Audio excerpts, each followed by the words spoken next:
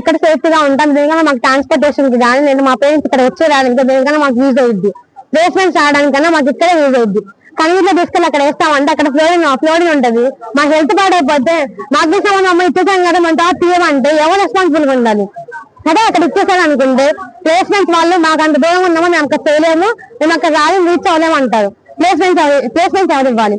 మాకు అందరు ఇక్కడ ఉన్న వాళ్ళు కొంచెం లో బ్యాక్గ్రౌండ్ వాళ్ళు, వాళ్ళకి జాబ్స్ రాకపోతే ఫ్యామిలీస్ వాళ్ళు ఏమని సమాధానం చెప్పుకుంటారు?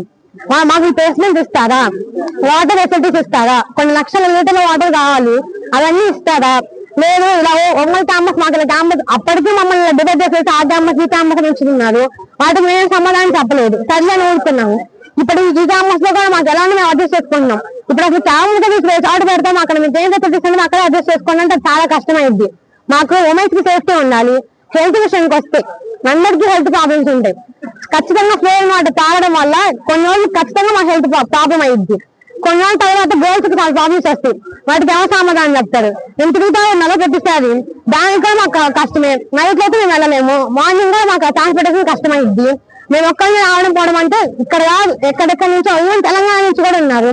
తెలంగాణ నుంచి వాళ్ళకి మళ్ళీ ప్రాబ్లం అయింది, గోదావరి నుంచి శ్రీకాకుళం నుంచి వాళ్ళకి రావడం కష్టమైంది. ట్రాన్స్పోర్టేషన్ ప్రాబ్లమే, ప్లేస్మెంట్ ప్రాబ్లమే, అన్ని ప్రాబ్లమే అవుతుంది. మేము ఇంతలా వచ్చి మాకు రాజస్థాన్ వదులుకొని ఎకనామిక్స్ పోగొట్టుకొని రావడానికి మాకు రీజన్స్ ఉన్నాయి.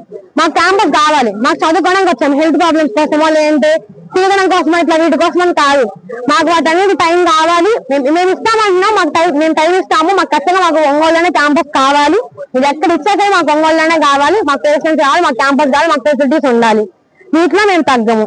మీరు దీనికి కొంచెం సపోర్ట్ గా అంటే దీనికి కొంచెం ఎంకరేజ్ చేస్తారని సపోర్ట్ చేస్తారని మేము అనుకుంటున్నాము.